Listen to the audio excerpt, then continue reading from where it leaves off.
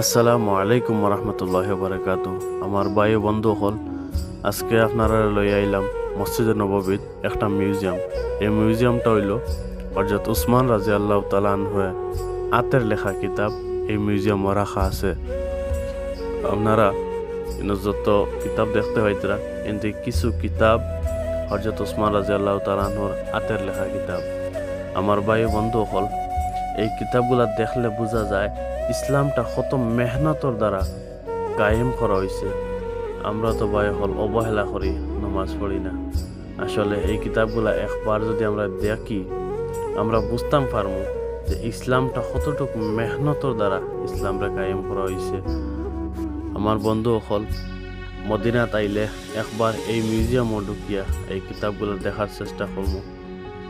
আমরা তো সাহাবা হলরে পাইতাম না, কিন্তু তারার কিছু নিশানা দেখলে আমরা মন শান্তি লাগবো।